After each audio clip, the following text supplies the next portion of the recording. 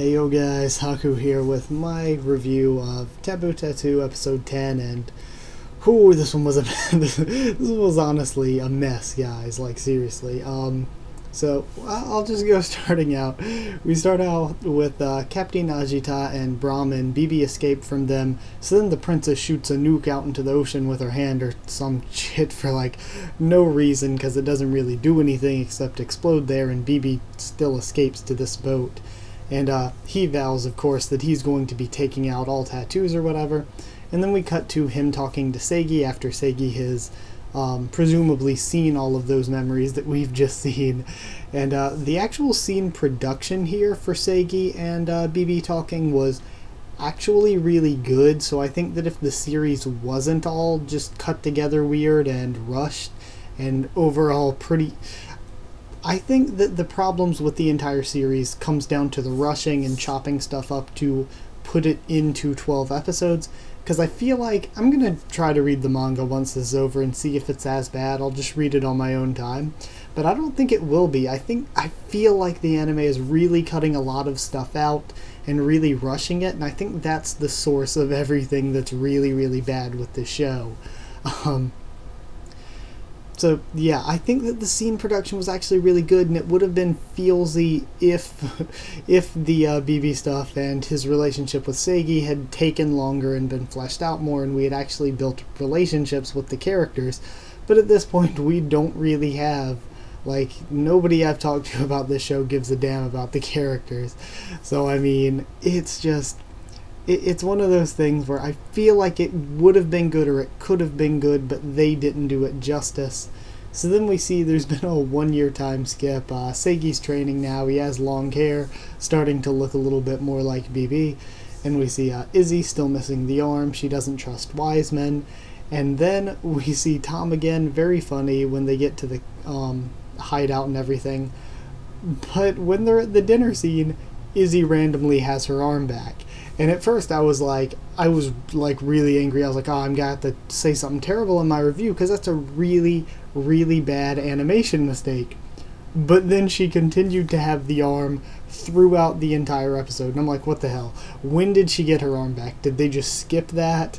Or why does she have the arm back? Is it one big mistake? Like, either way, it looked really dumb and unprofessional. And I looked around on Reddit and in the comments for the episode and everything, and there were a ton of people saying the same thing. When the hell did her arm just magically reappear?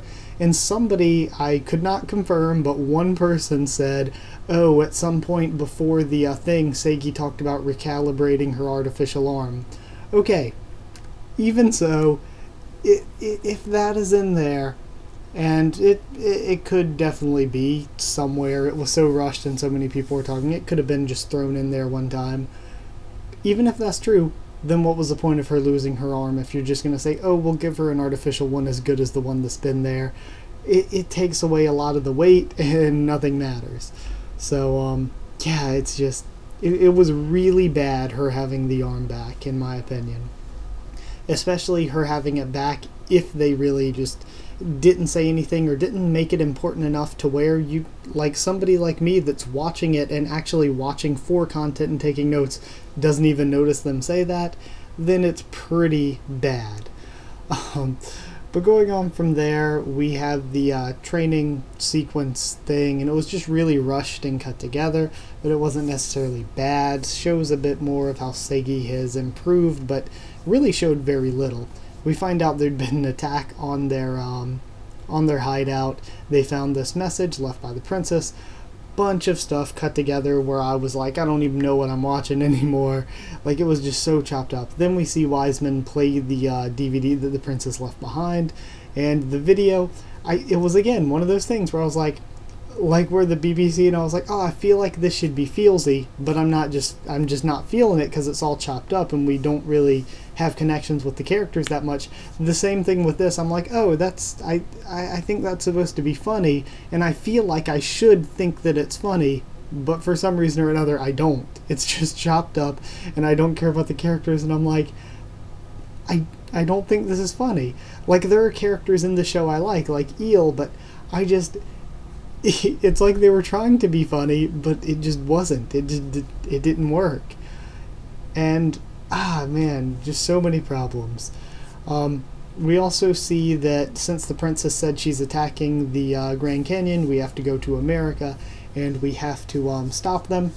So we get this scene with this new guy Tamaki and this chick Yumi that he's supposedly going to be marrying, him proposing to her, and all this stuff where they were just making it a joke to break the fourth wall and throw death flags everywhere, quite literally.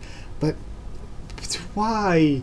Like, again, that was probably the best scene in the episode, because I think if the show had been coherent, that would have been an hilarious and well written scene. Like, it was a good scene, but because, like, if we knew all the other characters very well and we understood them very well, and this was like, oh, it's a joke that they're bringing in a new character and throwing death flags everywhere, but this felt like I know more about Tamaki now than I know about half the other characters in the series.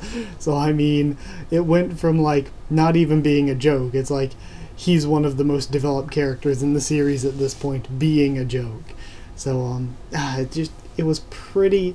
This episode was pretty ridiculous. It's probably the worst episode of anime I've ever reviewed, possibly even the worst I've ever watched. It was pretty bad.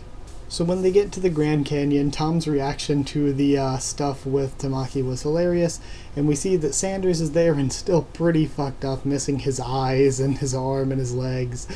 But it was funny. He did his thing that he usually does: shove a red hot German Shepherd up his ass. It's funny. Captain Ajita's there and turns into this weird source fly monster thing. And again, I feel like there's probably a lot chopped out. And unless the manga is really bad, it probably was fleshed out a lot more there. So I have to read it to see if it really is this bad and rushed and chopped apart and everything. But I doubt it even can be. I doubt it can be this bad and rushed and chopped together and stuff. We see Laka is back, and a Lisa being controlled by Eel fights against Izzy. We have this really smexy looking growing and shrinking powered chick, and she fights against Tamaki, or starts to fight against him, and this other dude like Dean Carter or something jumps in and gets one shot. That was really funny. And then with the fight with Izzy and Lisa and Laka has this big speech that was really confusing to me watching it, because he says, like, he goes through this backstory, and the backstory makes perfect sense with what we know of Izzy so far, and like was clearly her backstory. But then he's like, yep, and you guessed it, that girl was Eel. And I'm like, wait, what? You clearly just described Izzy's backstory. How was that Eel's backstory? That is not anything like what we know of Eel. That's exactly what we know of Izzy. And then he's like, and oh yeah, I had some fun with her, implying that he raped her and stuff. And I'm like, again, this does not make sense with what we know so far in the series. And again, I had to go and I found somebody explaining it, where I don't know if they just speak Japanese or if they had read the manga and know that this is wrong, but they were like, it's just a translation mistake, which why would the official translation be making this bad a mistake? But they were like, oh, it's just a translation mistake. And actually, what was it? Actually, that is Izzy's backstory. He was just mentioning Eel because he was her mentor or whatever within Brahmin, and he was implying that he raped Lisa. So the translation just jumbled that all together and messed it all the hell up. So again, big problems. That shouldn't have even been a mistake. And I'm not sure whether or not I can hold that against the episode, because the translation was bad. But if I spoke Japanese, maybe I wouldn't even maybe it wouldn't have been bad. I don't know. Either way, the scene seemed jumbled and chopped together, and I'm still salty that for some reason Izzy has an arm. So after the credits, the princess and Cal, who is still alive apparently, at least I'm pretty sure that's Cal, they take down Sanders, and then we're left at that for the end.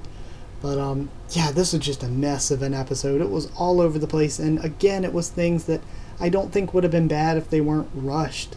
Rushed is the big word for this entire series. Yeah, pretty much everything was bad. The animation was amazing, but animation can't save story this bad. Like, there were parts where it was painful to watch this, And that's a shame considering I loved the first two episodes of this show, and it went from something I loved to possibly the worst episode of anything that I've seen, and just really, really bad.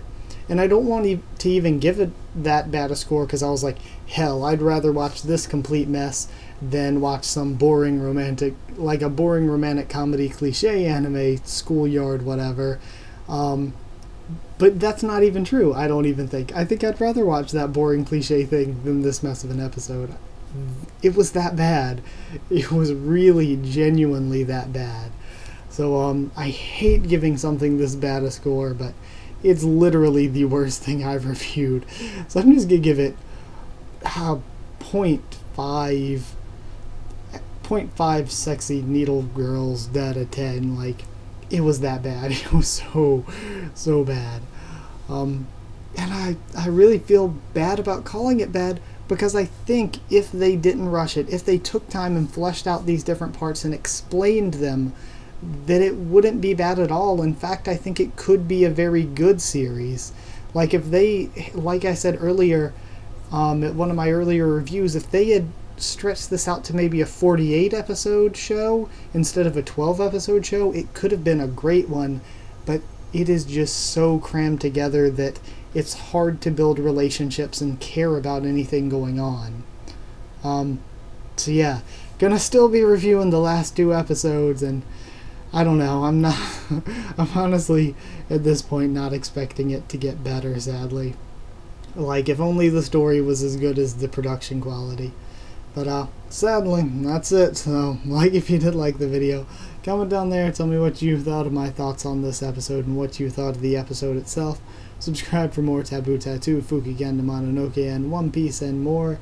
Follow on Twitter if you want, and I'll try to keep you updated on things for the channel, when I'm posting stuff, pushing stuff back, etc.